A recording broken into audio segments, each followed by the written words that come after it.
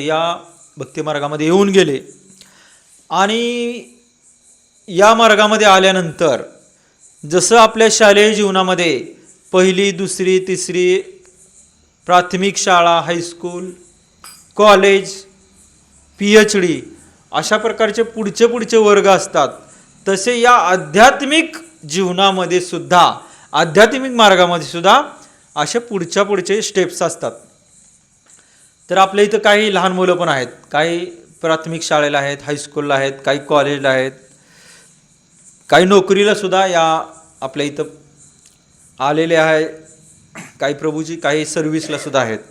तर जसं या आपल्या भौतिक जीवनामध्ये काही अशा स्टेप्स आहेत, तशा या जीवनामध्ये पण आहेत. तर इथं सांगत आहेत की हे कसं ओळखलं जातं, की ज्या मनुष्याची बुद्धी, मन, निष्ठा आणि आश्रय, म्हणजे मन सातत्यानं मन काय करतं, भगवंतांचं चिंतन करतं, भगवंतांच्या दिव्य लीलांचं चिंतन करतं, की पांडुरंग येथे कसे आले असतील, ते दर्शन कसे देत असतील, त्यांनी कमरेवर हात का ठेवला असेल.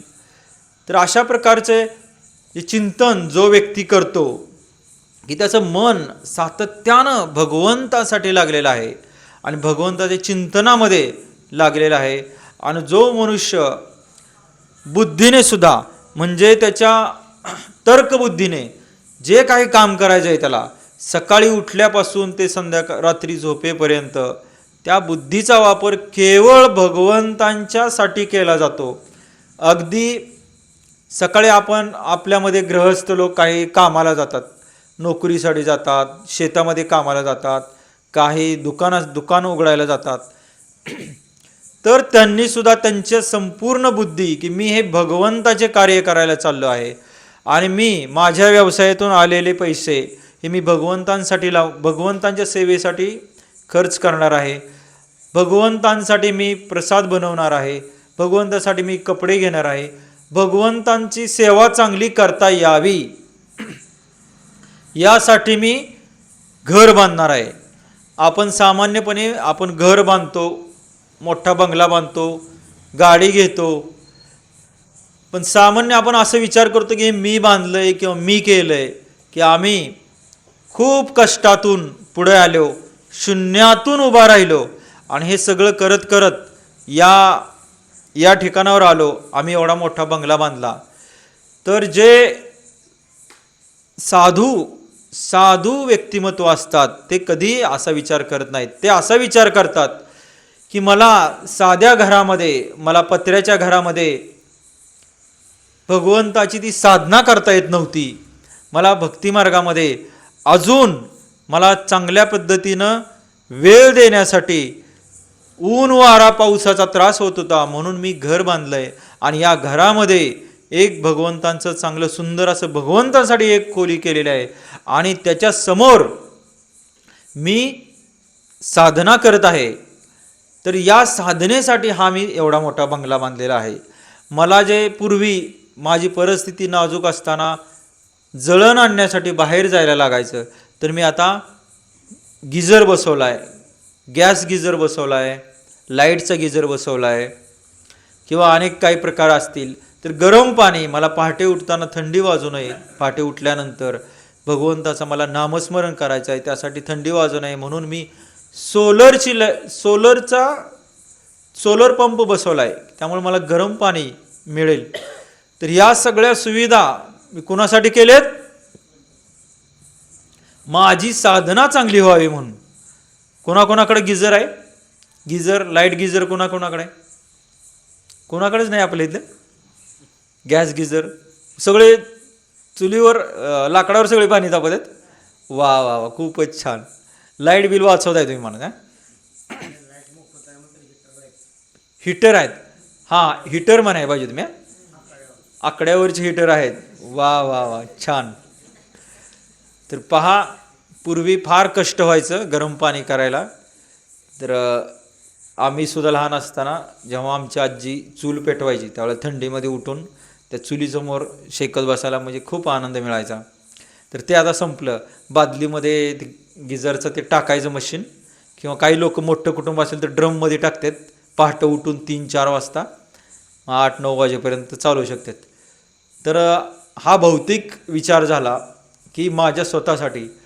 तर जे भक्त असतात, जे साधक असतात, ते या सगळ्यांचा उपयोग कशासाठी करतात की लवकर उठून मला माझं जे तिकडं चूल पेटवण्यासाठी वेळ जात होता तर तो वेळ मी इकडं वाचवला आणि त्यामधून मी साधना सुरू केली. काय आहे साधना आपली? पहाटे उठून काय साधना आहे? मोबाईल रील बघणे. अंगठा आपल्या कशासाठी आहे? रील ढकलायला. तर आपली साधना कशासाठी आहे? आपली साधना कोणती आहे? पहाटेचं नामस्मरण करणे. आणि आपण काय नामस्मरण करणार आहे? कुठला मंत्र आहे आपला? हरे कृष्ण कृष्ण कृष्ण हरे हरे, हरे राम राम राम हरे हरे. तर बऱ्याच लोकांना वेळ मिळत नाही नामस्मरण करायला. असं म्हटलं जातं की एकच माळ होते, 2 माळा होते. आता आम्ही श्रीमान मुकुंद मुरारी प्रभूजींच्या कृपेने जगन्नाथ यात्रेला जाऊन आलो. जगन्नाथ, मायापूर आणि गंगासागर त्या ठिकाणी सुद्धा आम्ही बऱ्याच भक्तांना विचारायचो की तुम्ही किती माळा करता. येतानाही विचारलं तर ते म्हणायचे वेळ मिळत नाही किंवा 1-2 होते, किंवा बऱ्याचशा जणांचं उत्तर असतंय की घडेल असं. तर जे घडेल असं म्हणणं हा उत्तर अतिशय चुकीचं आहे. जे काही साधना आहे, साधनेला आपण साध्या शब्दामध्ये कुठला शब्द आहे आपला? साधा अभ्यास. जे आपली शाळेतली मुलं अभ्यास करतात, तर जे भक्त आहेत त्या भक्तांसाठी सुद्धा हा अभ्यास आहे. आणि त्या भगवंतांवर मी एका व्यक्तीचं असं ऐकलं होतं, त्यांनी स्वतःच्या वडिलांबद्दल माहिती सांगत होते. म्हणायचे माझे वडील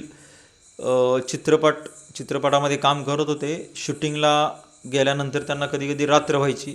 रात्री आल्यानंतर ते आंघोळ करायचे आणि आंघोळ करून भगवंताच्या समोर, मंदिराच्या समोर बसून एक प्रकारचं असं नामस्मरण करायचे, ध्यान लावून नामस्मरण करायचे.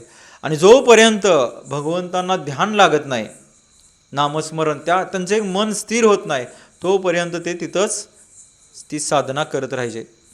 असे पूर्वीच्या काळी असे लोक अशा प्रकारे साधना करायचे. तशीच आपली ही साधना आहे. आणि साधू लोक सुद्धा अशा प्रकारे साधना करतात. पहाटेच्या वेळेला जे उठतात आणि हे नामस्मरण करतात, आपल्या सर्वांना माहीत आहे ना किती प्रकारचे, कोणकोणत्या प्रकारचे एक तप असते. पहाटे उठल्यावर कुठल्या प्रकारची साधना आहे, दुपारी कुठली साधना आहे, आणि संध्याकाळी जप करतात ते कुठले कुठले गुण आहेत. पहाटेच्या गुणाला कुठले गुण म्हणतो आपण? कुठला गुण? सत्वगुण. जे पहाटे उठतात 3 वाजल्यापासून ते 7 वाजेपर्यंत, आपले कृष्णानुराग प्रभूजी इथं आहेत, ते पहाटे 3 वाजता उठतात. सत्वगुणामध्ये भगवंतांची सेवा करतात आणि त्यांचं शेड्यूल असतं सुंदर असं की 8 वाजेपर्यंत ते आपला जप पूर्ण करतात. तर सत्वगुणामध्ये पृथ्वीवरचे जेवढे म्हणून मंदिर आहेत त्या मंदिरामध्ये एक आरती चालती पहाटेची. त्या आरतीला कुठली आरती म्हणतात? मंगल आरती. त्या मंगल आरतीसाठी वरून स्वर्गाहून देवी देवता ह्या पृथ्वीवर आलेले असतात. मग ते सर्वांचं असं मंगलमय वातावरण असतं. सगळे जे दोष आहेत, जे वाईट प्रवृत्ती आहेत, त्या सगळ्या आळसलेल्या असतात. त्या तमोगुणामध्ये आणि रजोगुणामध्ये असतात आणि त्या आळसामध्ये असतात. त्यामुळे त्या सगळ्या झोपलेल्या असतात. आणि चांगल्या शक्ती ह्या पृथ्वीवर, जमिनीवर आलेल्या असतात. या वेगवेगळ्या मंदिरांमध्ये ह्या ज्या आरती चालू असतात भगवंतांच्या, त्या आरतीसाठी आलेल्या असतात. म्हणून हा जो पिरियड असतो सकाळचा, हा सत्वगुणी पिरियड असतो. म्हणून या वेळेला जप केल्याचं अनेक पटीनं फळ मिळतं. त्यानंतर कुठला गुण आहे दुपारचा? रजोगुण. रजोगुणामध्ये काय होतं? आपणास एक प्रकारे सगळी जनता, सगळं जग असं उठलेलं असतंय आणि त्याच्यामुळं आपलं मन लागत नाही, मन अस्थिर होत जातं. म्हणून तिथं त्यावेळेला जप चांगला होत नाही. म्हणून या रजोगुणमध्ये आपण जप करायला नाही पाहिजे. आणि संध्याकाळी पण काही लोक जप करतात, त्यावेळेला कुठला गुण असते चालू? तमोगुण. म्हणजे त्यावेळेला तर प्रचंड आळस आणि अशा प्रकारचं असतं की दिवसभरामध्ये जे काय आपण कामं केलेले आहेत त्या कामांचा एक प्रकारचा आपल्याला ताण आलेला असतो, कंटाळा आलेला असतो.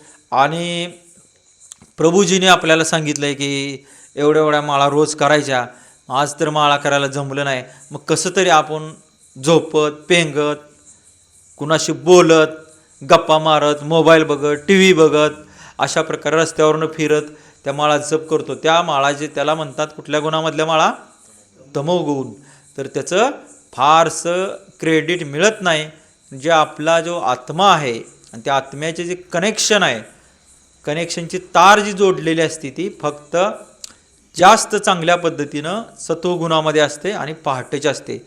म्हणून जे लोक पहाटेचं जप करतात त्यांना एक मनशांतीचा अनुभव येतो. कोण कोण करतं आपल्यामधलं पहाटेचं जप? कमीत कमी कितीही करा माळा तुम्ही, कोण कोण करतं? 6 वाजल्याच्या अगोदर, 6च्या अगोदर, बरं 7च्या अगोदर, 7च्या अगोदर एक, बरं 8च्या अगोदर, बरं बरेच जण करत आहेत. तर लक्षात ठेवा, ह्या आपल्या संपूर्ण जे अध्यात्म आहे आणि ह्या अध्यात्माची जी शक्ती आहे आणि त्या शक्तीची जे युक्ती आहे आणि त्या युक्तीची जी चावी आहे ती चावी ही सगळी ह्या नामस्मरणामध्ये आहे. आणि नामस्मरणाचं जर तुम्हाला अनेक पटीनं जर फळ पाहिजे असेल आणि खरोखर तुम्हाला एक अनुभव घ्यायचा असेल, साक्षात्कार घ्यायचा असेल, जर म्हणतो ना आपण आत्मसाक्षात्कार जर घ्यायचा असेल तर आपण पहाटे 5 वाजता उठून जप करा. आणि जप करून जेवढ्या आपण दिवसभरात ठरवलेल्या माळा आहेत, किंवा आम्ही 4 माळा करतो, आम्ही 2 माळा करतो, 5 माळा, 8 माळा, 16 माळा, 32 माळा, 64 माळा, जेवढ्या आपण ठरवलेल्या आहे, जेवढा आपण भगवंतांना आणि आपल्या मुकुंद मुरारी प्रभूजींना जे काय आपण वचन दिलंय एवढ्या माळा करतो. त्या माळा जर आपण पहाटे 5 वाजता जर सुरू केल्या तर तुम्हाला मी गॅरंटी देतो की तुम्हाला एक अशा प्रकारचा अनुभव येईल की तुमचं जे मन आहे, तुमचं जे आत्मा आहे तो एका जमिनीपासून हवेमध्ये असा तरंगत आहे. आणि तुम्हाला असं वाटत आहे की ही सगळं जग माझ्या मुठीत आलेलं आहे आणि मला संपूर्ण ज्ञान झालेलं आहे आणि प्रचंड मी असा आनंदात आहे, मी उत्साहात आहे, मला कुठल्याही गोष्टीचं दुःख नाही. आणि सगळं ह्या जे ज्ञानामध्ये आत्मा जे जातो तसा तुम्हाला अनुभव आल्याशिवाय राहणार नाही. तर आपण नक्की पहाटे उठून पहाटे 5 वाजता कमीत कमी डोळे असे अर्धवट उघडेच ठेवून स्वतःला ऐकू जाईल, दुसऱ्याला शेजारी बसलेल्याला ऐकू गेलं तर चांगलंच आहे, पण कमीत कमी स्वतःला ऐकू जाईल एवढ्या आवाजात जर आपण जप केला आणि पहाटेच्या वेळेला जर आपण 4 माळा किमान जर पूर्ण केल्या 5 ते 5:30 या वेळेमध्ये, तर तुम्ही उद्या 5:30 वाजता तुम्ही मला फोन करणार की प्रभूजी खरंच खूप छान वाटलं, असं वाटलं की त्या विठ्ठलाच्या चरणांमध्ये आपण बसलेलो आहोत आणि प्रत्यक्ष विठ्ठल आपल्या समोर उभे आहेत आणि मी त्यांच्या समोर हे नामस्मरण करत आहे, असा अनुभव तुम्हाला येणार. जर तुम्ही म्हणजे मी बरं का तुमच्यासोबत मी आज इथं चुकून प्रवचनाला बसलोय म्हणजे मला तुम्हाला सांगण्याचा खूप काही अधिकार मिळाला आहे असं बिलकुल समजू नका. मी आपल्यामधलाच आहे. तर पहाटेच्या वेळेला जर आपण जप केला तर हे जे पुस्तकं आहेत, हे जे ग्रंथ आहेत, ह्या ग्रंथांचं जे सगळं ज्ञान आहे ते तुम्हाला त्या नामस्मरणाच्या त्या ध्यानामधून येईल. इतकी ताकद आहे पहाटेच्या वेळेला जप करण्यामध्ये. कारण आपल्या घरातली लहान मुलं वगैरे त्यावेळेला उठलेली नसतात, शेतामध्ये काय काम नसतंय, सगळं बाजार मार्केट बंद असतंय आणि मगाशी सांगितलं तसं अतिशय शुद्ध पवित्र आणि शांत पहाटेचं वातावरण असते. म्हणून या काळामध्ये जप केलेला अतिशय फायद्याचा ठरतो. म्हणून आपणा सर्वांना हात जोडून विनंती आहे की दिवसभरामध्ये जर तुम्ही 10 माळा करत असताल तर त्याच्यामधल्या किमान 4 माळा पहाटे 5 ते 5:30 या वेळेत उठून करा आणि करून चमत्कार पहा. तुमच्यामध्ये झालेला चमत्कार, पहिल्यांदा तुमच्यामध्ये तुम्हाला एक बदल दिसणार की तुम्ही शांत झालेला आहे. शांत शांत, तुमची बडबड कमी झाली, बोलणं कमी झाले. एकदा एक पती पत्नीला घेऊन डॉक्टरांकडे गेला आणि डॉक्टरांना म्हटलं की डॉक्टर साहेब ही खूप बडबड करते, बडबड बडबड सारखी बडबड चालू असते, काहीतरी उपाय करायचा. मग डॉक्टर म्हणले त्यांना आत पाठवून द्या. मग डॉक्टरांनी त्यांना तपासलं आणि काय औषधोपचार केलं आणि घरी गेले. 8 दिवसानंतर तिचा नवरा डॉक्टरांना भेटायला आला. म्हणले डॉक्टर साहेब तुम्ही एवढा चांगला कसा उपचार केलाय की ती शांत झाली, आता बडबड वगैरे करत नाही. डॉक्टर म्हणले मी त्यांना एवढंच सांगितलं की वय झाल्यानंतर माणूस बडबड करतो. मग जर तुमचं वय झालं असेल तर तुम्ही बडबड कराल आणि तुमच्या नवऱ्याला पण हे सांगणार आहे की तुमचे बायकोचं वय झालं असेल तर ती बडबड कराल. मग ती बाई नवऱ्याला वाटू नये आपलं वय झालंय म्हणून शांत राहील. शांत म्हणजे वय आणि जो ज्ञानामध्ये जातो, जो ज्ञानी माणूस असतो तो शांत होतो. म्हणजे बडबड करतो तो उथळ असतो. आपण म्हणतो ना, आपल्याकडे म्हण आहे ना, उथळ पाण्याला खळखळाट पहार. जिथं नदी खोल असती तिथं शांत आणि जिथं नदी उथळ असती तिथं खळखळ खळखळ. आपण होतो इथं नदी आहे असं आवाज येतो. तसं जर आपल्याला शांत व्हायचं असेल, ज्ञानी व्हायचं असेल आणि आपलं मन शांत करायचं असेल आणि ते परमात्म्याबरोबर आपल्याला कनेक्ट व्हायचं असेल, आपल्यामध्ये आध्यात्मिक शक्तीचा जर आपल्याला आनंद घ्यायचा असेल तर पहाटे 5 वाजता आपण कमीत कमी 4 माळा जप करायला पाहिजे. तर तुम्हाला नक्की अशा प्रकारचा एक अनुभव येईल. आणि या श्लोकामध्ये सांगितल्याप्रमाणे जे महान लोक आहेत त्यांचं मन आणि बुद्धी या प्रकारे भगवंताचे चिंतन करण्यामध्ये हे ब्रह्ममुहूर्तावर लावत असतात. आपल्यासारखं थंडी आहे म्हणून 8 वाजता 7 वाजता उठून देवपूजा करून काही उपयोग होत नाही. फक्त आपण तसं का करतो? जी घरातली इतरही माणसं जी आहेत ती आपल्याला नावं ठेवतील, 4 दिवस नाटकं केली, आता थंडीच्या दिवसात काय झालं म्हणून आपण करायचं म्हणून करतो. पण ती करायचा एक विधी आहे, एक वेळ आहे, ती पहाटेचीच आहे.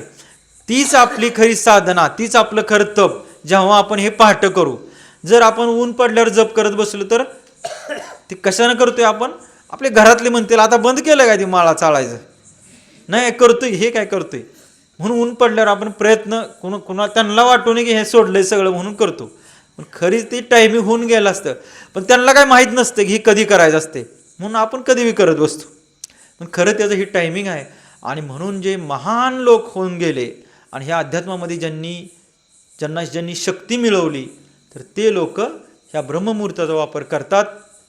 म्हणून आपणही तसा प्रयत्न करायला पाहिजे.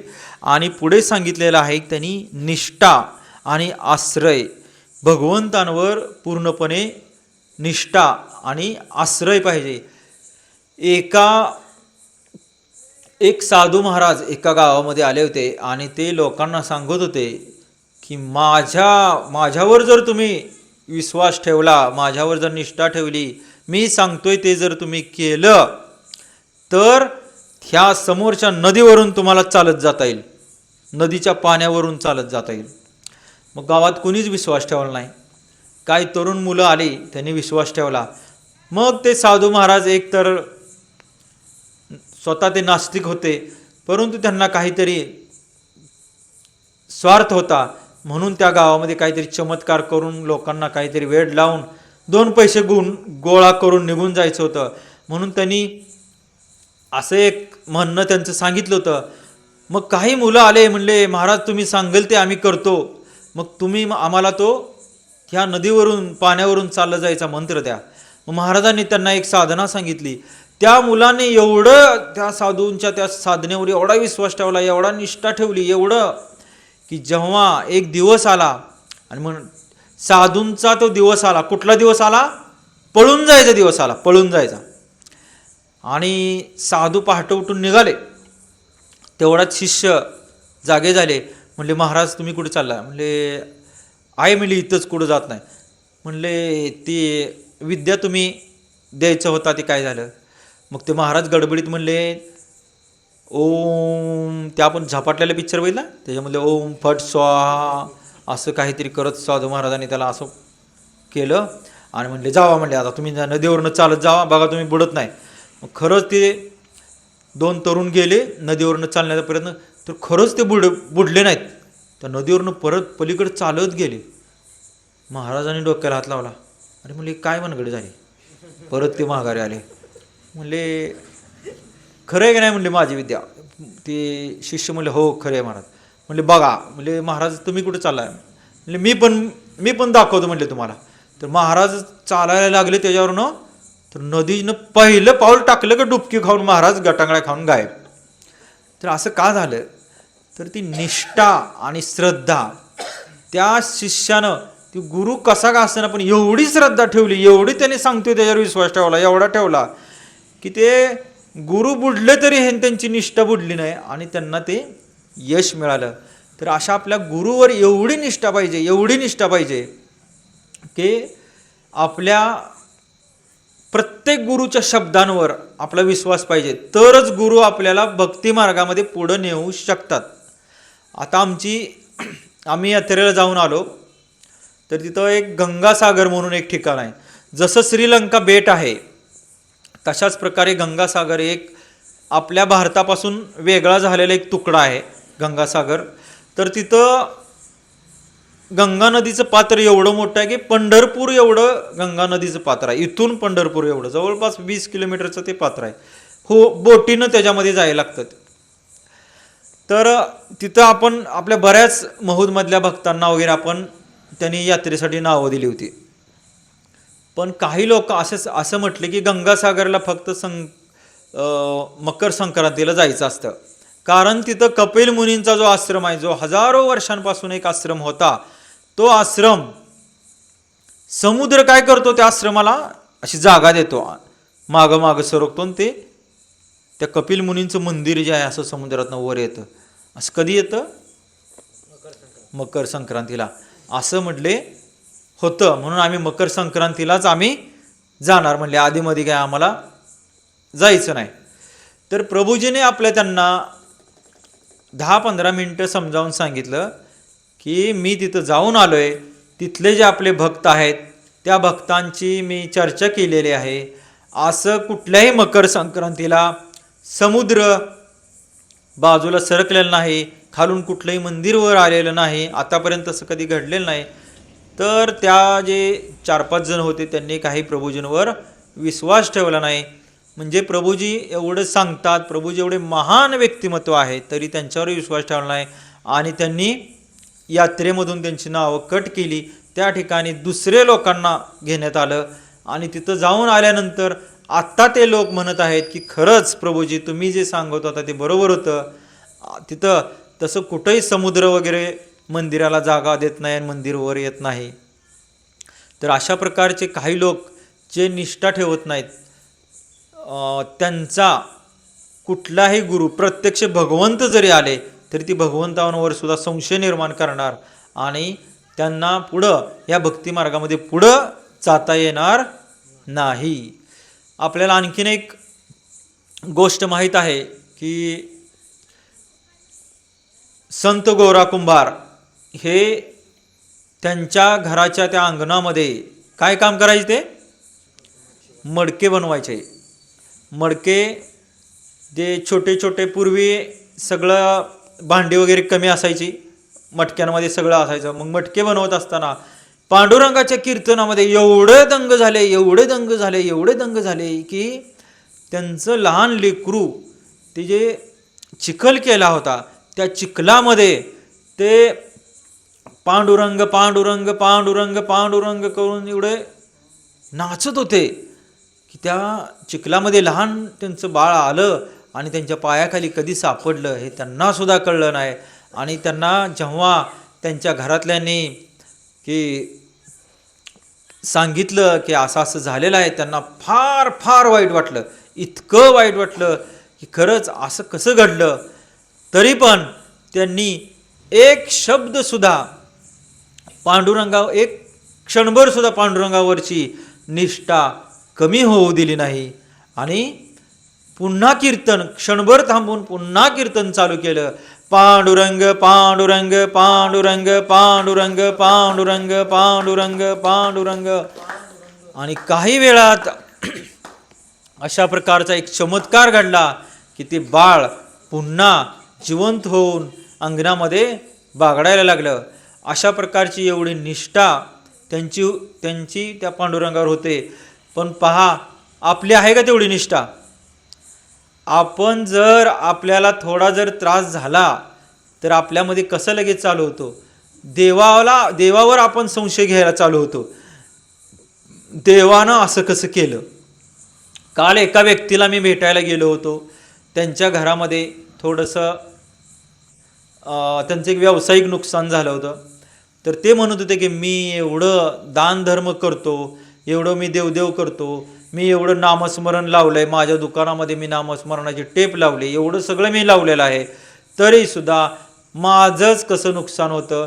आणि अमुक अमका एक नास्तिक व्यक्ती आहे, त्याचं सगळं चांगलं झालं, त्याच्या मुलाला मुलगा झाला, मुलीला पण मुलगा झाला, माझ्या मुलीला दोन्ही मुली कशा झाल्या, इतकं सगळं माझ्या बाबतीत वाईट का होते, माझा व्यवसाय कशामुळे बसलाय, आणि मी इतकं नामस्मरण करतोय, हातामध्ये माझ्या माळा आहेत, मी एवढा दानधर्म करतो.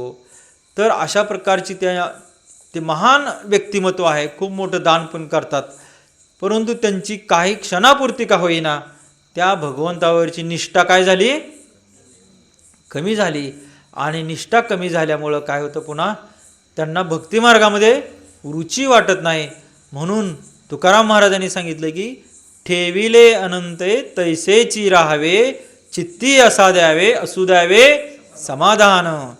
म्हणून जशा परिस्थितीमध्ये आहे आपण तशा परिस्थितीमध्ये त्या विठ्ठलावर पांडुरंगावर श्रद्धा ठेवून, निष्ठा ठेवून आणि केवळ त्या पांडुरंगाचा आश्रय ठेवून आपण निश्चिंत राहिले पाहिजे. आपली जी साधना आहे ती साधना पूर्ण केली पाहिजे. आणि नामस्मरण आणि सगळे भगवंताची इच्छा अशा प्रकारचे आपण आपल्या मनाची धारणा करून आपण जगायला पाहिजे. तर त्या व्यक्तीला एवढं वाईट वाटत होतं की त्यांना या गोष्टीचं वाईट वाटत नव्हतं की माझ्याबद्दल वाईट आहे, तर त्यांना या गोष्टीचं वाईट वाटत होतं की दुसऱ्या त्यांच्या मित्रांचं चांगलं आहे याबद्दल वाईट वाटत होतं. आपल्याला कधी कधी आपलं काय वाईट झालं तर हरकत नाही, पण दुसऱ्याचं नाही चांगलं झालं पाहिजे असं आपल्याला नेहमी वाटतं. अमेरिकेत जर लाईट गेली तर तिथे लोक चर्चा करतात. काहीतरी प्रॉब्लेम झाला असेल, लोड वाढला असेल म्हणून थोडा वेळ ब्रेक झाला असेल, मग तिथले लोक तेवढ्यापुरतं अस्वस्थ होतात. पण भारतामध्ये जर लाईट गेली तर लगेच दरवाजा उघडतात, बाहेर डोकं काढून बघतात आणि म्हणतात सगळ्यांचीच गेली. मग काय नाही, सगळ्यांची गेली तर हरकत नाही, आपली फक्त नाही गेली पाहिजे. म्हणजे हा विचार आपल्या मनामध्ये काय, जर सगळ्यांचं वाटोळ होत असेल तर माझं झालं तर चालते, हा विचार जो आहे हा भक्तांचा विचार नाही. श्रीकृष्ण भगवंतांनी जेव्हा त्यांचा अंतिम काळ महाभारतामध्ये त्या द्वापार युगातला जवळ आला, त्यावेळेला तो जो शिकारी होता त्या शिकाऱ्याचं पण जो पाठीमागच्या जन्मामध्ये म्हणजे त्रेतायुगामध्ये तो कोण होता, तो बाली होता. त्या बालीला जसं श्रीरामाने लपून छपून मारलं होतं, तो पुन्हा इकडे शिकारी आला आणि शिकाऱ्यानं मग पुन्हा ते भगवंतांचे जे चरण कमल आहे ते त्याला हरणाच्या डोक्यासारखं दिसले, म्हणून त्यानं बाण सोडला आणि भगवंतांच्या पायामध्ये बाण घुसला आणि भगवंताने तिथून अंतर्धान पावले. तर भगवंत सुद्धा त्या बालीचे जे उपकार होते, की अनेक लोक असे म्हणतात की श्रीरामाने बालीला कसं मारलं, लपून का मारलं, तर तो विषय भगवंताने पुन्हा द्वापार युगामध्ये पूर्ण केला. म्हणजे भगवंत सुद्धा काय करतात, एखाद्या भक्ताची जर इच्छा किंवा त्याचं जर कर्म भगवंत कुणाचाही अंगावर पेंडिंग ठेवत नाहीत. आपण एकदा जरी नाव घेतलं, एक जरी माळ जप केली, तरी भगवंत त्याचं अनेक पटीनं तुम्हाला आपल्याला फळ हे देणारच. आपले एकदा नामस्मरण गेल्यावर त्याचं काय फळ मिळतं हे आपले संत शिरोमणी तुकाराम प्रभूजी एक कथा, अतिशय सुंदर कथा सांगतात. माहिती आहे ना ती कथा आपल्याला? एकदा जर हरे कृष्ण म्हटला तर पुढं काय काय होतं, ही कथा इतकी सुंदर त्यांनी सांगितलेली आहे. तर या श्लोकामध्ये आपण हेच पाहत आहोत की भगवंतावर ठेवलेली निष्ठा कशा प्रकारे असते आणि तिथून पुढं भगवंताचा घेतलेला आश्रय. तर आपल्या सर्वांना माहीत आहे की हे जे हा जो ग्रंथ आहे, ह्या ग्रंथाचे जे ह्या संस्कृतमध्ये किंवा मराठीमध्ये जे अनुवादन केलेलं आहे ते हे श्रील प्रभुपाद, ह्या भगवद्गीतेच्या पाठीमागं आणि आतमध्ये सुद्धा त्यांचा फोटो आहे. त्यांचा श्रीकृष्णांच्या प्रती एवढा आश्रय होता, मग श्रीकृष्णांवर त्यांची एवढी श्रद्धा होती की जेव्हा वयाच्या 17व्या वर्षी ते अमेरिकेला चालले. कशासाठी चालले? हे आपल्या हरे कृष्ण आंदोलनाचा प्रचार करण्यासाठी चालले. मग त्यांना कुणी सांगितलं का मनानच चालले? त्यांच्या गुरूंनी सांगितलं. त्यांच्या गुरूंनी श्रील भक्ती सिद्धांत सरस्वती ठाकूर यांनी त्यांना सांगितलं की तुम्ही जावा आणि विदेशामध्ये प्रचार करा, तुम्हाला इंग्लिश चांगलं येते, इंग्लिशवर तुमचं प्रभुत्व आहे. पण त्यावेळी जेव्हा प्रभुपाद चालले त्यावेळेला त्यांचं वय होतं 70. मग 70व्या वर्षी त्यांनी विचार केला का हो, तर ही आहे गुरूंप्रती श्रद्धा. भगवंतांच्या आश्रयाला गेले आणि जेव्हा त्या जहाजामध्ये बसले, कोलकात्याहून मोठी बोट होती, जसं आपण इथं बसलोय त्याच्यामध्ये शेकडो माणसं होती. जहाज हे फार प्रचंड मोठं असतंय, आपल्याला माहीत आहे. त्याच्यामध्ये अनेक खोल्या असतात, जेवणाचं साहित्य असते. आणि जसं काही आपल्याकडची वाहनं व्यापार करतात, इथून माल घ्यायचा, त्या पुढच्या गावात द्यायचा, पुढच्या गावातनं घ्यायचा, त्याच्या पुढे द्यायचा, तसं हे जहाजसुद्धा माल घेणे, प्रवासी घेणे, सोडणे असं करत अमेरिकेला चाललं होतं. तर जसं आपण इथं बसलो आहे तसंच तिथं पण त्या जहाजामध्ये लोक बसलेले असतात. पण ते जहाज कसं करत असते, सारखं असं खालीवर असं स्थिर नसते, सारखं असं झुलत असते. आपण झोक्यावर कसं बसतो तसं. तर आपण जेव्हा पहिल्यांदा बसतो त्याच्यामध्ये त्यावेळेला काय होतं, आपल्या पोटामध्ये असं गरगरायला चालू होतं. तर प्रभुपादांना सुद्धा अनेक दिवस त्या जहाजाच्या प्रवासाचा त्रास झाला.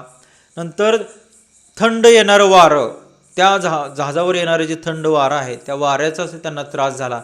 परंतु केवळ श्रीकृष्णांप्रती असलेली निष्ठा त्यांना या प्रवासाचा यत्किंचितही त्रास होऊ देत नव्हती. त्यांना सलग 2 हृदयविकाराचे झटके आले. इतक्या तीव्र वेदना त्यांच्या छातीमध्ये झाल्या आणि त्यांच्यासोबतचे लोक म्हणले आता की प्रभुपाद तुम्ही आता काय करा, जी जवळ कुठंतरी बंदर येईल त्या बंदरावर उतरा आणि तिथून परत भारतामध्ये जावा. तुमचं हे वय पण नाही आणि तुम्हाला हे सोसणार पण नाही. पण प्रभुपाद विचार करू लागले, खरंच आता जमेल का हे सगळं, ही कृष्ण भावना घेऊन मी चाललोय, पण जमेल का? मग त्यांच्या स्वप्नामध्ये भगवान श्रीकृष्ण भगवंत स्वतः गेले आणि त्यांनी एक दृश्य त्यांना दाखवलं की भगवंत स्वतः ते जहाज असे ओढत आहेत. ते दृश्य त्यांच्या स्वप्नात जाऊन भगवंतांनी त्यांना दाखवल्यानंतर प्रभुपाद म्हटले की हे कार्य माझं नाही, हे कार्य कुणाचं आहे? भगवंतांचं आहे. मग हे भगवंतच माझ्या हातून हे कार्य करून घेतील. तसं ह्या आपल्या महिम गावामध्ये सुद्धा हे तुम्ही सगळे जे आलेले आहात आणि जे तुम्ही जप करीत आहात, ह्या मंदिरामध्ये आलेले आहेत सिद्धनाथाच्या, हे सुद्धा ही सगळी भगवंताची इच्छा आहे. आणि यासाठी तुम्ही सर्वांनी, आपण सर्वांनी या मुकुंद मुरारी प्रभूजी सांगते त्याप्रमाणे साधना चांगल्या प्रकारे करून आपली प्रगती करून घेतली पाहिजे. तर श्रील प्रभुपाद अशा प्रकारे अमेरिकेमध्ये गेले. तिथं त्यांना राहण्याची कुठली सोय नव्हती. जसं आपल्याकडं थंडीच्या दिवसामध्ये प्रचंड थंडी पडते, तसं अमेरिकेमध्ये 9 महिने थंडी असते. सगळी लोक स्वेटर घालून असतात, कानाला बांधून असतात आणि चहा पित असतात. चहा पित असतात का तिकडं? चहा नाही, तिकडं थंड पेय पितात. काय पितात? दारू पितात. तिथं सगळी जवळपास सगळी लोक तिथं दारू पित राहतात. कारण त्यांचं असं म्हणणं आहे की दारू पिल्यानंतर जे शरीराला गरज आहे, थंडीमध्ये दारूची गरज आहे, असे सगळे नशेडी लोक आहेत. अशा ठिकाणी श्रील प्रभुपाद त्या अमेरिकेमध्ये गेले. त्यांना कुठलीही सोय सुविधा नव्हती आणि तिथं गेल्यानंतर त्यांनी असा हा प्रचार सुरू केला. मग तिथं गेल्यानंतर कुणाला प्रचार करायचा? एक तर तिथले लोक, आता आपण कसे पैशाची गरज आहे आपल्या सगळ्याला, आहे ना? सगळ्यांना पैशाची गरज. कुणाकुणाला पैशाची गरज नाही? हात वर करा बघू. पैसे नको आहेत, सगळ्यांना पाहिजेत पैसे. पण अमेरिकेमध्ये अशी परिस्थिती आहे की तिथल्या लोकांना, ते प्रगत देश आहे, प्रगत देशामध्ये कसं असतं की सगळ्या सोयी सुविधा ह्या फ्रीमध्ये असतात. दवाखाने फ्री असतात, रस्त्यावरची वाहतूक जी सरकारी बस असते त्यांना ते बस फ्री असतात, जेवण ते अतिशय स्वस्त, सरकारच्या काही संस्था असते तिथून जेवण फ्रीमध्ये असते, टेलिफोन सुविधा फ्री असते. म्हणजे सामान्य जीवन जगण्यासाठी सगळं फ्रीमध्ये असते. म्हणजे जर तुम्हाला जरा श्रीमंत बनायचं असेल तर मग तुम्हाला व्यवसाय काम वगैरे करावं लागतं. तर तिथल्या तरुणांजवळ, तिथल्या लोकांजवळ कुठलं जीवनाचं ध्येयच नाही आहे. अशा परिस्थितीमध्ये तिथले तरुण ते दाढी करत नाहीत, दाढी करत नव्हते त्यावेळेला. केस पूर्णपणे गळ्यामध्ये केस आलेली, दाढी इथपर्यंत वाढलेली आणि बरेचसे तर कपडे घालत नाहीत तिथले. त्याला एक हिप्पी समुदाय म्हणतात, हिप्पी समुदाय, की त्या लोकांना ते बँकेत ATM मध्ये जातात, त्यांच्या वाडवडिलांनी पैसे बँकेत ठेवलेले असतात, ते पैसे काढतात आणि तसले नशापाणी करतात. जसं आपल्याकडं चरस, गांजा, एवढी 2च नावं येतात मला, असे बरेच आहेत त्याच्यामध्ये. अफीम, आपू आपल्याकडून आपू खाल्लाय का तो?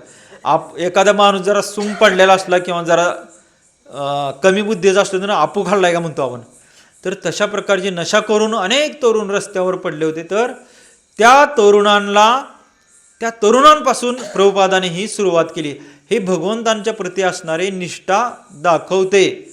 मग तिथले तरुण तर का आकर्षित झाले? तर हे प्रभुपाद तिथं आपले हरे कृष्ण तिथलं कीर्तन करायचे आणि कीर्तन केल्यानंतर, कीर्तन पूर्ण झाल्यानंतर एक प्रसाद द्यायचे. काय प्रसाद द्यायचे? काय प्रसाद? एवढा मोठा गुलाबजामुन द्यायचे. मग तिथले लोक कीर्तन करायचे, कीर्तनामध्ये नाचायला मिळतंय आणि गुलाबजामुन खायला मिळते. एवढ्यासाठी तिथले भरपूर लोक यायचे. बरेचसे लोक तर कीर्तन संपायची वाट बघायचे, कारण आता कीर्तन संपल्यानंतर महाराज काय देणार आहेत? गुलाबजामुन देणार आहेत. आणि श्रील प्रभुपाद हे जे ग्रंथ आहेत, प्रभुपादांनी स्वतः रात्रभर जागून हे ग्रंथामध्ये जे खरोखर जे आपल्या शास्त्रांमध्ये लिहिलेले ग्रंथ आहेत त्यांचं हे वेगवेगळ्या इंग्लिशमध्ये, हिंदीमध्ये त्यांनी अनुमोदन केलं. रात्रभर जागून ते करायचे. नंतर प्रसाद तयार करायचे, वेगवेगळ्या प्रकारचे स्वीट, कधी गुलाबजामुन, कधी शेवयाची खीर, असे स्वीट तयार करायचे आणि रस्त्यावर कीर्तन करायचे आणि त्या मुलांना त्या तरुणांना ते स्वीट द्यायचे आणि त्याच्यामधून असं एक एक एक एक भक्त तयार झाले. प्रभुपाद एवढ्या वय होऊन सुद्धा फक्त 2 तास झोपायचे आणि तिथं जे आपले पहिले भारतीय लोक होते त्यांनी सुद्धा त्यांना खूप त्रास दिला.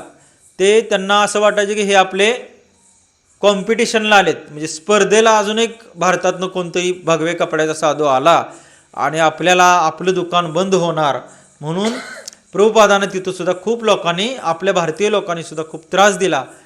परंतु भगवंतांप्रती एवढी श्रद्धा होती प्रभुपादांची की त्यांनी ते पुढं हळूहळू हळूहळू हळू प्रचार अमेरिकेमध्ये एवढा प्रचार केला.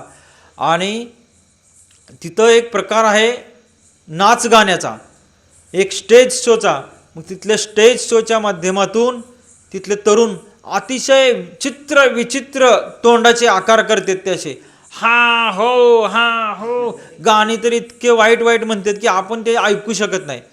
पण तिथल्या लोकांना का आवडतं काय माहीत नाही, कारण त्यांच्यापर्यंत आपलं संगीत पोचलं नाही म्हणून विचित्र गाण्यांवर नाचून स्टेजवर तसल्या लाईटींचा झगमगाट करून असं रात्रभर धिंगाणा करायचा, नाचायचं, मांसाहार करायचा, दारू प्यायची आणि ते नशापान करायचं आणि सुममध्ये रस्त्यावर झोपायचं, अशा प्रकारचं तिथं चालायचं.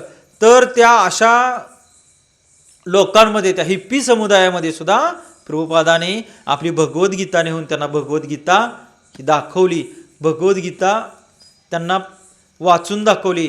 अनेक लोक म्हणले की हे म्हाताऱ्या माणसा तू कशालाही घेऊन आलाय, तुझं हे चालणार नाही. त्याला वाईट साईड बोलायचे, कधी कधी प्रभुपादांना ढकलून दिलं, परंतु त्यांनी हे सोडलं नाही. ह्याच्यामधली ती त्यांची जी चिकाटी सोडली नाही. अनेक वेळा त्या लोकांमध्ये गेल्या आणि जेव्हा त्यांनी ते हा ग्रंथ उघडून वाचला आणि एक एक श्लोक वाचायला लागले आणि एक तो गायक जो आहे तो मगाशी सांगितला होता स्टेजवरचा, तो म्हटला खरंच हा ग्रंथ मी वाचू का? ते म्हणले हे प्रभुपाद म्हणले हा घे तुझ्यासाठीच आहे. मग तो ग्रंथ त्यांनी वाचला, एक एक पान वाचलं, एक एक श्लोक वाचला आणि हे प्रभुपादांना तो म्हटला की खरंच मला खूप आवडलंय. त्यांनी ते पूर्णपणे हा ग्रंथ वाचून काढला आणि त्याला इतका आवडला की म्हटलं मला ह्याच्याबरोबर तुमच्याशी ह्या ग्रंथाबद्दल चर्चा करायला आवडेल, तुम्हाला कधी वेळ आहे? प्रभुपादांनी त्यांना वेळ सांगितली, त्यांनी चर्चा केली आणि तो प्रभुपादांचा एवढा मोठा शिष्य बनला की त्याने म्हटला मी हरे कृष्ण महामंत्र जो आहे तो मी स्टेजवर गाणार आणि त्याच्या सीडी करून संपूर्ण अमेरिकेमध्ये वाटणार. म्हणून त्यांनी वेगवेगळ्या सुरामध्ये, आपण कसं म्हणतोय हरे कृष्ण कृष्ण कृष्ण हरे हरे, हरे राम राम राम हरे हरे, जसं आपण ह्या सुरामध्ये म्हणतोय तसं तो गायक तसल्या त्या पॉप सिंगर त्या पद्धतीनं त्याने सीडी तयार केला ना अमेरिकेमध्ये. तर अमेरिकेमधले अनेक तरुण आकर्षित झाले आणि अशा पद्धतीनं केवळ भगवान श्रीकृष्णांवर श्रद्धा ठेवली म्हणून त्यांनी अमेरिकेपर्यंत प्रभुपाद प्रचार करू शकले. मला आपल्याला हे सांगायचं आहे की आपण जर या हरे कृष्ण नावावर भगवंतांवर जर श्रद्धा ठेवली, ह्या जपावर जर श्रद्धा ठेवली तर आपल्या घरामध्ये एक वेगळ्या प्रकारचं चांगलं वातावरण तयार होऊ शकतं. काल आम्ही तांदुळवाडी येथे 1 तारखेला सोमवारी आपली गीता जयंती आहे. आता हा गीता महोत्सव चालू आहे, माहिती आहे ना आपल्या सगळ्यांना. ही जी भगवद्गीता आहे आता गेल्या सोमवारी, आता परवा दिवशी गीता सांगितली, परवा दिवशीच्या दिवशी भगवंताने गीता सांगितली मार्गशीर्ष महिन्याच्या पहिल्या सोमवारी. तर भगवंतानी गीता बघा, आपल्या ह्या ग्रंथांमध्ये इतकं परफेक्ट तारखा आहेत की श्रीरामांची सुद्धा जन्म होऊन कुठल्या महिन्यामध्ये कुठल्या पक्षामध्ये श्रीरामांचा जन्म झालाय हे आपण सांगू शकतो. म्हणजे श्रीरामांचा जन्म होऊन किती वर्ष किती महिने, किती तास आणि किती सेकंद झाले हे सुद्धा सांगू शकतो.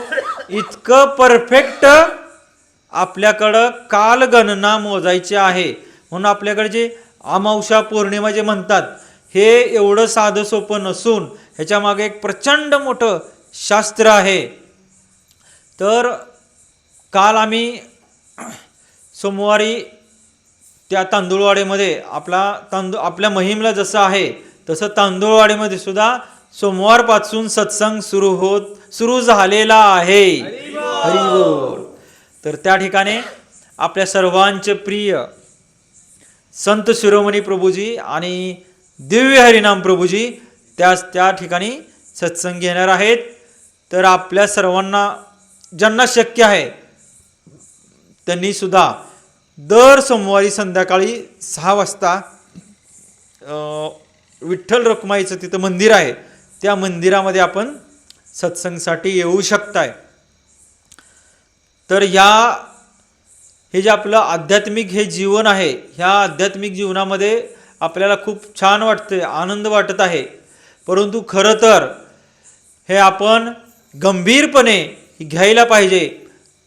कारण आता सध्या कलियुगाचा प्रभाव आहे आणि कुटुंबामध्ये जो एक प्रकारचं आपल्या एकमेकामध्ये जे प्रेम आहे ते प्रेम खूप कमी होत आहे. परवाच एक घटना अशी घडली की एका महिलेचा मृत्यू झाला. तर तिचा मृत्यू झाल्यानंतर तिच्या पतीला तिचा मुलगा असं म्हणाला, म्हणजे तिच्या नातूचं लग्न ठरलं होतं, तारीख वगैरे सगळी ठरली होती आणि त्या माताजीचा मृत्यू झाला. तर तिचा मुलगा असं म्हणला वडिलांना की बाबा आता आई गेली आणि माझ्या मुलाचं लग्न आहे, पत्रिका सगळ्या छापल्यात, तर आता तुम्ही काय करा, आईचा मृतदेह 4 दिवस शवघरामध्ये ठेवा, लग्न पार पडू द्या, नंतर आपण तिचा अंत्यविधी वगैरे करू. ही अगदी मागच्या 4-5 दिवसामध्ये पेपरमध्ये आलेली बातमी आहे. उत्तर प्रदेशमध्ये अशा प्रकारे घटना घडलेली आहे. तर हे असं कशामुळे घडतं की प्रेम राहील नाही. आणि प्रेम का राहत नाही त्याला कोण जबाबदार आहे? आई आणि वडील. जेव्हा तरुण होते आणि मुलं जेव्हा लहान होती तेव्हा ते फक्त प्रपंचच करत गेले, संसारच करत गेले. त्या मुलांना आध्यात्मिक अशी आवड, ज्ञान असं त्यांनी दिलं नाही. त्यांनी 1 एकराचे 2 एकर केले, 2 एकराचे 4 एकर केले, 4चे 8 केले. पण आपल्या मुलांना आध्यात्मिक शिक्षण द्यावं. श्रीरामांसारखे आईवर प्रेम करणारा राम त्या मुलाला सांगितला पाहिजे, वडिलांवर प्रेम करणारा राम सांगितला पाहिजे, भावावर प्रेम करणारा भरत सांगितला पाहिजे. हे आई वडिलांना कळतं. कधी कळतं? म्हातारा झाल्यावर कळतं, जेव्हा मुलगा त्रास द्यायला चालू करतो. पण खरं हे कधी कळायला पाहिजे? आत्ता कळायला पाहिजे, जेव्हा आपली मुलं लहान आहेत तेव्हाच. आता सध्या अशी प्रकरणं घडत आहेत वाईट साईड इतके की पत्नीने प्रियकराच्या मदतीने पतीचा केला खून, पतीने प्रेयसीच्या मदतीने पत्नीला दरीमध्ये नेऊन ढकललं. का? तर त्या दोघांना लग्न करायचं होतं आणि ही बायको अडसर ठरत होती, किंवा बायकोला दुसऱ्यावर लग्न करायचं होतं, नवरा अडसर ठरत होता. एका तर डॉक्टर पठ्ठ्यानं पत्नी आजारी होती, सासरवाडीकडे गेला, म्हणला हिला काही जरा बरं वाटत नाही, राहू द्या 4 दिवस तुमच्याकडं. मग सासू सासऱ्याला बरं वाटलं, जावाय चांगला आहे, मुलीला घालवाय आलाय. मग 6 महिने ती त्यांच्या घरी झोपून होती. हा डॉक्टर आधीमध्ये येऊन तिला तपासायचा, सलाईन लावायचा, बसायचा, थोडंसं तिची काळजी करायचा. असे 6 महिने गेले. 6 महिन्यानंतर त्या महिलेचा मृत्यू झाला आणि परत 1 वर्षभर गेलं. तरी पण हा जावाई सासू सासऱ्यांकडे जायचा, म्हणायचं खरंच लय चांगली होती माझी बायको, तुमची मुलगी लय चांगले संस्कार केले तुम्ही, खरं वाईट झालं, आता माझ्या जीवनात काय अर्थ राहिला नाही. असं तसं रडायचा, हे ते सगळं भरपूर करायचा. ह्या गोष्टीला 4-6 महिने झाले. पण त्या जी महिला मेली होती तिचं एक रिपोर्ट तिच्या पोटामध्ये किंवा रक्ताचा एक रिपोर्ट येणं बाकी होता. तो रिपोर्ट मोठ्या शहरामध्ये पाठवला होता. ते यायला 6 महिने लागले. 6 महिन्यानंतर तो रिपोर्ट आल्यानंतर त्या महिलेच्या बहिणीनं तो रिपोर्ट बघितला. तर त्या रिपोर्टमध्ये की भूल द्यायचं इंजेक्शन तिच्या रक्तामध्ये प्रमाणापेक्षा जास्त आढळलं. मग तिनं लगेच पोलिसांकडे गेली. असं कसं काय हे म्हणली, आणि हिला कुणी दिलं एवढं भूल द्यायचं इंजेक्शन. तर त्या पोलिसांनी तिच्या नवऱ्याला पकडलं. तर नवरा कबूल झाला. हो म्हणला, मीच दिलत. का दिलतं, तर त्याला लग्न करायचं होतं दुसरं, आणि हे अडथळं ठरलं. म्हणजे मी तुम्हाला एवढ्या घटना का सांगत आहे की हे कलियुग आहे, आणि आपल्या कुटुंबावर जर चांगले संस्कार करायचे असतील, आपल्या मुलांवर, आपल्या पतीवर, आपल्या मुलीवर, तर आपल्याजवळ हा ग्रंथ पाहिजे. काय नाव आहे ह्याचं? भगवद्गीता. पूर्वीच्या काळी विहीर पाडायचे. त्या पहारीनं विहीर पाडून विहिरीमध्ये एक असं होल पाडायचे. एवढं असं लांब चांगलं 4-5 फूट असं होल पाडायचं. असं होल पाडल्यानंतर त्याच्यामध्ये काय भरायचे? दारू भरायचे. दारू पण पाराने कुचून भरायचे, आणि त्याच्यामध्ये वात टाकायचे, आणि वातीवरून अजून थोडी दारू टाकायची, आणि ती वात असे भरपूर लांब असायची. 100-200 मीटर वात असायची. मग ती वात अशी विहिरीतनं बाहेर काढून असे लांब नेऊन झाडाखाली न्यायची, आणि सगळ्यांना अशी मोठ्यानं अशी हळी द्यायची सगळ्यांना. ए लांब जावा रे, विहिरीतून बार उडणार आहे रे, लांब जावा. आणि मग तिकडे ती वात पेटवायची. तिकडं वात काड्यापेटीने पेटवली का ती वात पेटत विहिरीजवळ, विहिरीच्या काठावर येणार. काठावरनं खाली जिथं होल होतं तिथं जाऊन त्या दारू गोळ्याला भिडणार, आणि मोठा स्फोट होणार, धडाम. तसं कोणाकोणाला माहीत आहे अशा प्रकारचं विहिरीत होतं पहिलं, बऱ्याच जणांना माहीत आहे. तर आता ते बोर, ट्रॅक्टर आणि ते सगळं आता सोपं झालं जरा. तर ही कलियुगामधली वाईट प्रवृत्तींची वात आपल्या दारापर्यंत आलेली आहे. आत घरात एंट्री घेतलेली आहे ह्या कलियुगानं. लक्षात ठेवा, आपण गाफील नाही राहिलं पाहिजे. ह्यासाठी हा ग्रंथ, हा भगवद्गीता ग्रंथ आपण वाचला पाहिजे, आणि आपल्या मुलांना सुद्धा ह्या हरे कृष्णामध्ये आणलं पाहिजे.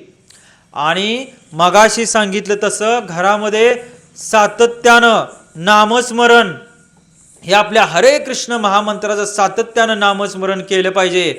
तरच ती मगाशी सांगितलेली वात काय होईल, तिथल्या तिथं विजल. नाहीतर ह्या कलियुगाचा एवढा मोठा स्फोट होईल, आपल्याला रडावं लागेल, आणि रडल्याला पण कोण ऐकणार नाही.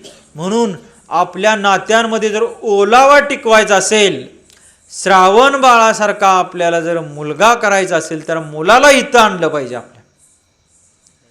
आपला मुलगा इथं आला पाहिजे, आपली मुलगी इथं आली पाहिजे. आणि जर आपल्याला रामाचे जसे आई वडील होते, रामाला कुणी वनवासात पाठवलं?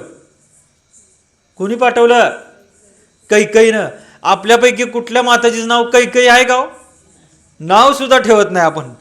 पण राम जेव्हा वनवासावरून परत अयोध्येमध्ये आलंय, त्यावेळेला ते कौशल्याला भेटले का पहिल्यांदा? सुमित्राला भेटले का? कैकेयीला भेटले. आणि कैकेयीला शिव्या दिल्या का? तुझ्यामुळं मला एवढं झालं, असं झालं म्हणले का? नाही म्हणले. तिच्या चरणांवर डोकं ठेवलं, अश्रू ढाळले, म्हणले आई मला क्षमा कर, माझ्यामुळं तुला समाजाची दुष्ण खावी लागली, समाजानं तुला नावे ठेवली, समाज तुला वाईट बोलला, पण तू जो निर्णय घेतला, तुझ्यामुळं ह्या पृथ्वी तलावर आलेलं संकट, रावणरूपी संकट तुझ्यामुळं दूर करण्याची संधी मला मिळाली. आणि ह्या सगळ्यांना, सगळ्याभर सभेत त्यांनी श्रीरामाने सांगितलं, याद राखा, माझ्या आईला, माझ्या कैकेयीला जर एक शब्द जर कोणी वाईट बोलाल तर माझ्याशी गाठ आहे. पहा, एवढं करून सुद्धा त्यांनी कैकेयीला एक शब्द सुद्धा वाईट बोलला नाही. असा मुलगा पाहिजे का नको आपल्याला? पाहिजे का नाही? तर मग त्या मुलाला इथं आणावं लागेल. अवघड आहे का नाही? आणि नसेल येत तर आपली एवढी साधना आपण करायला पाहिजे. ह्या हरिनामाचं एवढं आपण नामस्मरण एवढं करायला पाहिजे आपल्या घरामध्ये. मगाशी सांगितले तसं पहाटेच्या वेळेला की आपल्या घरामध्ये प्रत्यक्ष भगवंत श्रीकृष्ण येऊन आपल्या घरामधलं वातावरण, जे अशुद्ध वातावरण सगळं बाहेर काढून आपल्या घरातल्या प्रत्येकाच्या हृदयामध्ये श्रीकृष्णाने येऊन बसलं पाहिजे. कारण सगळ्यांच्या हृदयामध्ये श्रीकृष्ण आहेतच, फक्त काय झाले त्याच्यावर थोडं आवरण पडलेलं आहे. मग ते आवरण जर काढायचं असेल तर आपण काय म्हणायला पाहिजे? हरे कृष्ण कृष्ण कृष्ण हरे हरे, हरे राम राम राम हरे हरे. तर ते ह्यासाठी आपण एकट्यानं जो विस्तू, आता आपल्या माताजी लोक चूल पेटवतात, काय करतात? ह्या चुलीतला विस्तू घेऊन त्या चुलीत नेतात. पण तो कोळसा नेतात का हो? विजलेला कोळसा, विस्तू लागतो त्याला, यामध्ये आग लागते. तसं आपल्यामध्ये जर आग असेल, आपल्यामध्ये जर चैतन्य असेल, ह्या हरे कृष्ण नामात जर चैतन्य असेल तर आपल्या घरातला प्रत्येक माणूस बदलेल. आणि तो बदलला पाहिजे. ह्यासाठी आपण ते आपल्याकडे बघून ती ठरवतात की हरिकृष्णात जायचं का नाही. आपल्या घरातले ठरवतात. तुझ्यात काय बदल झाला नाही? तू अजून शिव्या देतोय, तू अजून तंबाखू खातोय, तू अजून उशिरा उठतोय, मला सांग हरिकृष्णाला चल म्हणून. लक्षात घ्या. कारण दुसऱ्याला सांगण्याची सगळ्यात सोपी पद्धत कुठली आहे? स्पीकरवर सांगायचं का? स्वतः करायचं. स्वतः केलं का ती बदलतंय. आता आमच्या घरामध्ये तुम्हाला माहिती आहे, आमचे तात्या वडील आमचे, तर किती त्यांना तंबाखूचा एवढं व्यसन आहे. ते शिक्षक होते, रिटायर झाले, तरी पण जशी मधली सुट्टी झाली, पाणीपेची सुट्टी झाली, शाळा सुटली तर ती तंबाखू खाणार. पण ती सवय कशामुळे लागली? जेव्हा घरची परिस्थिती गरीब आणि कमी वयामध्ये अंगावर भार पडला, भरपूर कामं करायला लागली, विहिरीची कामं करायला लागली, रस्त्याची कामं करायला लागली, त्यावेळेला मग जास्त ताण पडल्यावर, शारीरिक जास्त श्रम पडल्यावर माणूस तंबाखू खातं असं म्हणतात. बरोबर आहे का? जास्त थोडं चार्जिंग होतं, थोडा वेळ बरं वाटतं. मग ती त्यावेळेला लागलेली सवय, 30-40 वर्षापूर्वींची सवय त्यांना अजून सुद्धा आहे. तर त्यांनी आमच्या घरामध्ये एवढं वातावरण असं तयार झालं की ते आता एकटे पडलेच, घरात एकटे पडले. म्हणजे आता आम्ही दोघं, तुम्हाला माहिती आहे, परमानंद माताजी, मी, नंतर अभिराम आसावरी, ही सगळे आम्ही सत्संगला येतो, मंदिरामध्ये असतो.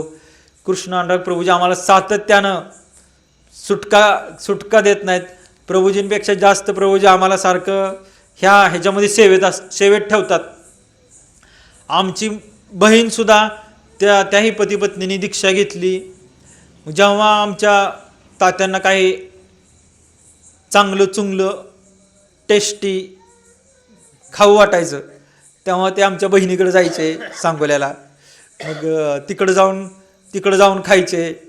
मग पुन्हा आमच्या बहिणीनं, भाऊजीने पण ह्या दीक्षा घेतली, तिकडचं पण त्यांचं घर बंद झालं. मग आमच्या अकलूजला एक नातेवाईक होते, मग ते त्यांच्याकडे जायला लागले अकलूजला. मग त्यांना असं ढाब्यावर वगैरे जास्त आवडत नाही, मग तिकडं जायला लागले. तर तिकडं आमच्या आत्याचा नातू राहतोय. तर त्या आत्याच्या नातूनं पण इथलं सगळं हरे कृष्ण महूचं वातावरण बघून त्यानं पण माळ घातली, तिकडचं पण बंद झालं. असे एक रस्ते सगळे बंद झाले. त्यांचे ते मित्र होते, काय ते मित्रांची पण एक टीम होती, ती पण तुटली. आता प्रभूजी पण मित्र त्यांचे कोल्हापूरला होते, ते मित्र पण यायचे बंद झाले. नंतर आमची आईला सुद्धा जास्त त्याच्यामध्ये आवड नाही आणि घरामध्ये पण बंद झालं. असे सगळे एक रस्ते असे कट होत गेले आमच्या तात्यांचे. मग शेवटी त्यांनी प्रेमानं म्हणा, नाईलाजानं म्हणा, जबरदस्तीनं म्हणा, बळजबरीनं म्हणा, आता उद्याच्या शनिवारी माळ घालण्याचा निर्णय घेतलेला आहे.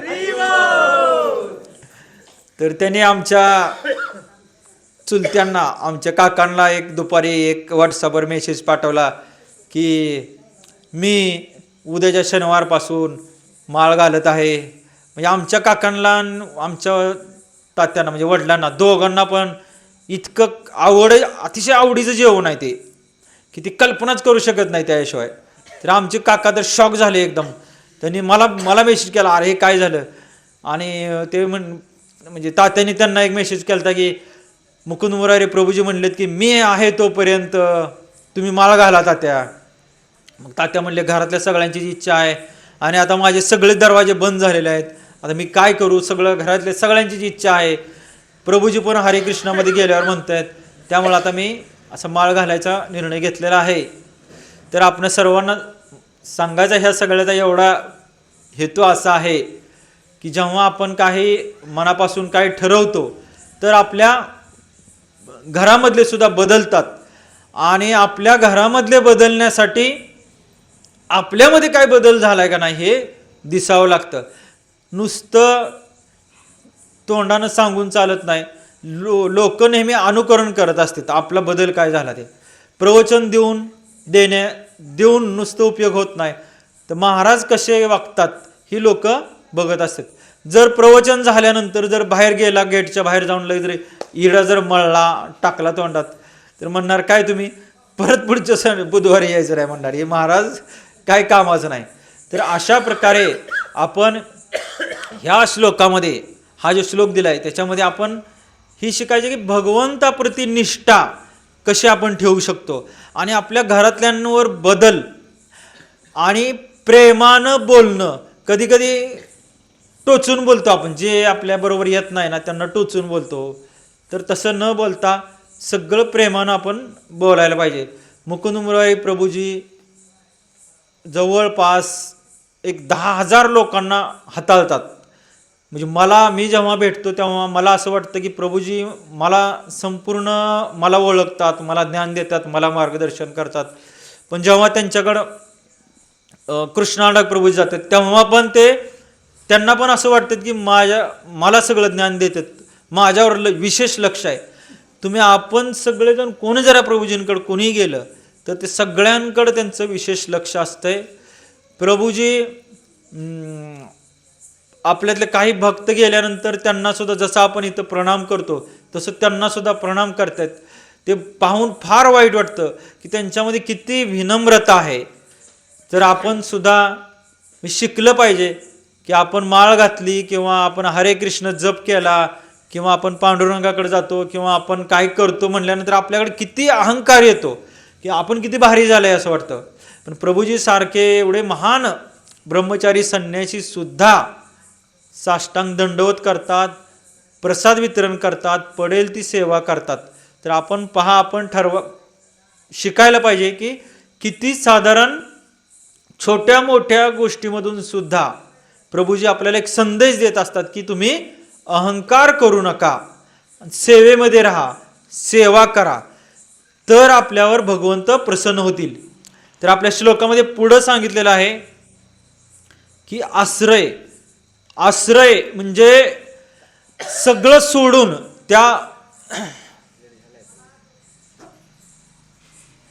जस्ट एक काच होत. तर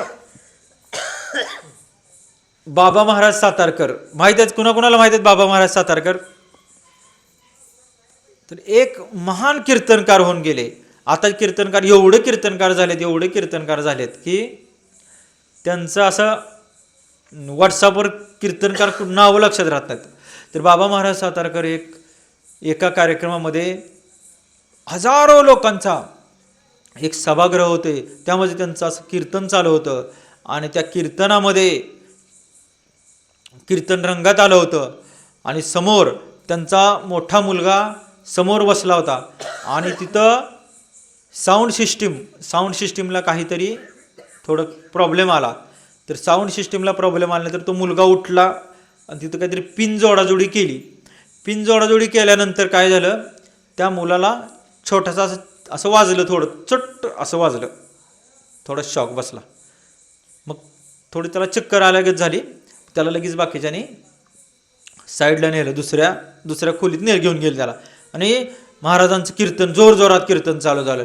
पांडुरंग पांडुरंग पांडुरंग पांडुरंग पांडुरंग पांडुरंग. आणि एक माणूस आला, साईडनं आला आणि महाराजांच्या कानामध्ये सांगितलं की महाराज दादा गेला. महाराजांनी फक्त सेकंदाचा अर्धा भाग क्षणभर महाराज थांबले आणि पुन्हा कीर्तन त्यांनी तसंच चालू ठेवलं. पांडुरंग पांडुरंग पांडुरंग पांडुरंग. त्यांनी जेवढं ठरवलं होतं ते सगळं कीर्तन महाराजांनी पूर्ण केलं. आणि पूर्ण कीर्तन केल्यानंतर त्यांच्या मुलाची जी डेड बॉडी जी त्या खोलीत ठेवली होती त्या खोलीत ते बघायला गेले. पण त्यांनी मध्येच कीर्तन बंद केलं का? स्वतःचा मुलगा, तरुण मुलगा, कर्तृत्ववान मुलगा गेल्यानंतर सुद्धा हे जे महान लोक असतात, हे साधू संन्यासी असतात, ते त्यांच्यावर परिणाम होत नाही.